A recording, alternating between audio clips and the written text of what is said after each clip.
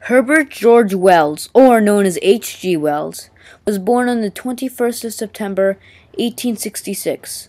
Wells' fascination with fantasy worlds began when he broke his leg in 1874 and was bedridden for months, forcing him to read to pass the time.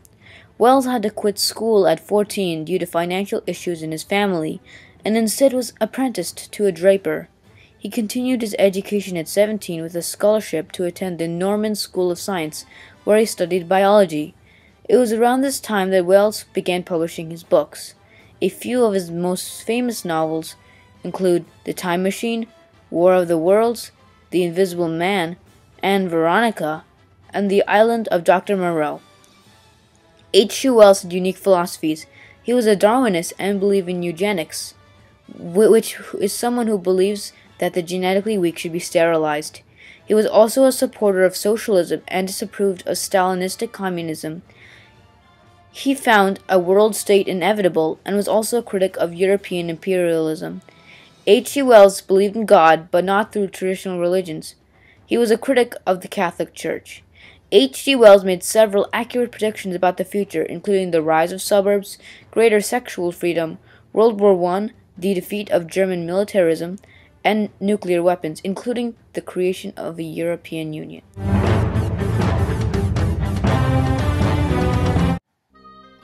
Holroyd lives in London, managing generators called dynamos, which he believes to be the most powerful thing in the universe. Many others also believe so and worship their power. Azuma-zi, or Pooh-Bah as he's called by Holroyd, is an African man who works with the dynamos for Holroyd. However, he believes in an old African religion. Holroyd does not appreciate Azuma-zi's belief in idols and is constantly abusing him. You stupid religious fool! Lies! The gods are real and it's you who is a fool. This dynamo generator is more powerful than any of your idols. Really? Yes, it is science! Wait a minute. If this dynamo generator is more powerful than my gods, then it must be the true god.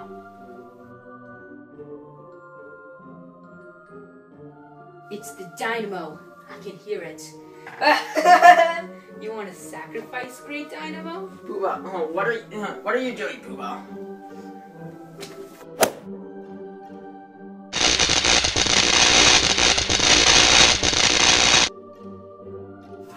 What?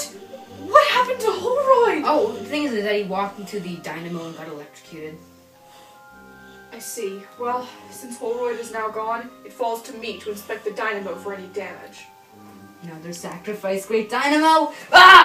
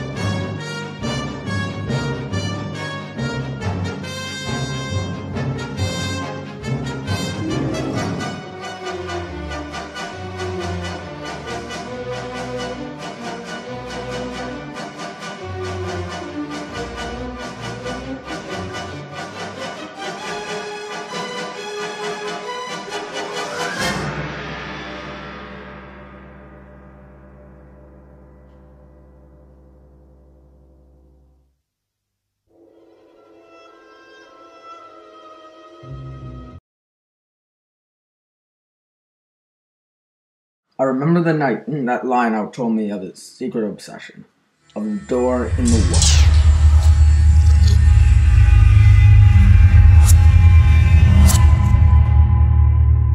I've been keeping a secret for some time now. What is wrong with you, my friend? I was very young when I first saw it. A green door and a white wall. When I entered it, it was like a magical garden. I spent the day in the garden, talking with animals and other children. What is this? Where am I? Welcome to the After garden. that, I left. They said it was a product of an imaginative mind and a childish fancy. It wasn't until years later that I saw the door again in school. I passed it by because I was late for school. I thought it would always be there. I don't understand. It was right here. You're lying. Boys like us are too old to play pretend. I wasn't pretending. It was here yesterday. So what happened then? I saw the door again when I was 17, for a passing moment, in a cab. When the cab stopped, it was too late. I have lived my life since then, fallen in love, raised a family, but I've never forgotten that green door.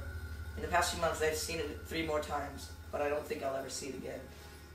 After that, Lionel was found dead after having wandered through an unlocked door that led to a mine shaft. He had been wandering after dark, you see, and the lights were not properly maintained in that part of town. Since then, I've wondered about Lionel and that accursed door.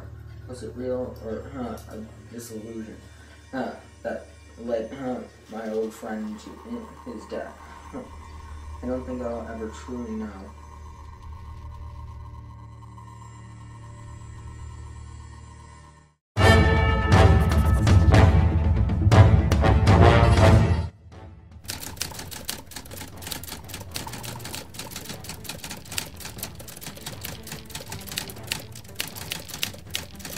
This is ridiculous. It feels like some kind of bad joke. What can a man do against ants? They come and go. Except these ants don't go, Captain. The people go. No, what can ants do against man? How can they be so dangerous? You actually don't understand. It was a nearby village that was their last victim. The ants come to their home and everyone ran out. But one man, he tried to fight them and they fought back. The ants swarmed over him and he had to jump into a river to escape.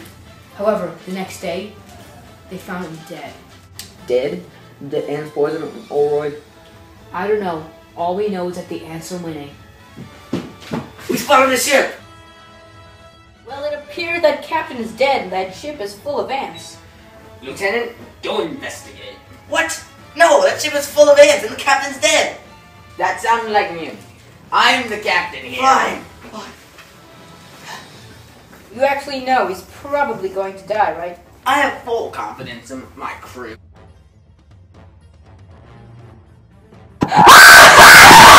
Holy mother of...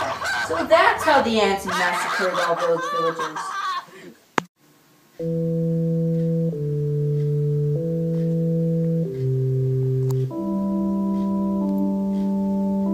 He was a good soul.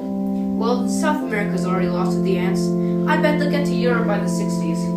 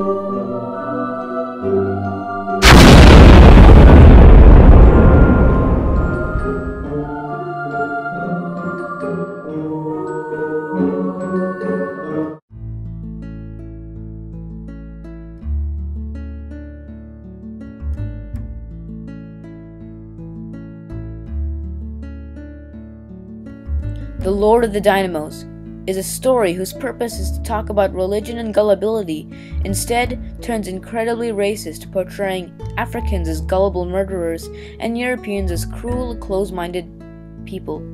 However, the deeper meaning about religion is hard to make clear from lack of dialogue and just description, making it incredibly difficult to cinematize. Red Room was a short but interesting story.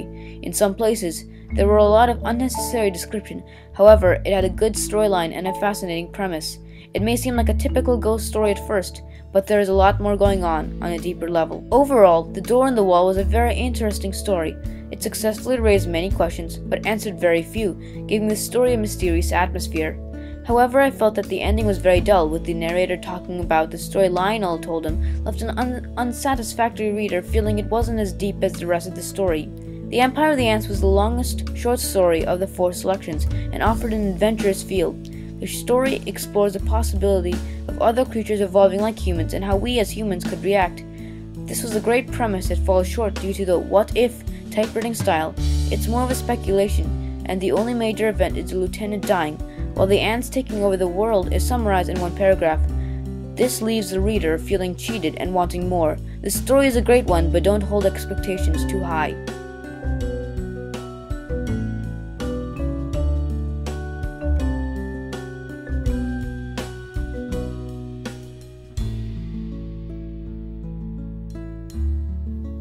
These 4 stories are all by H.G. Wells, yet offer different styles. Red Room and The Door in the Wall were both horror stories. The Red Room showed that fear is the only real fear, while The Door in the Wall showed that leaving so-called earthly possessions and pursuing divinity will only end badly, as it had with Lionel and the Door. H.G. Wells is also known for his science fiction, as seen with the advanced electrical generators and evolved ants in Lord of the Dynamos and Empire of the Ants.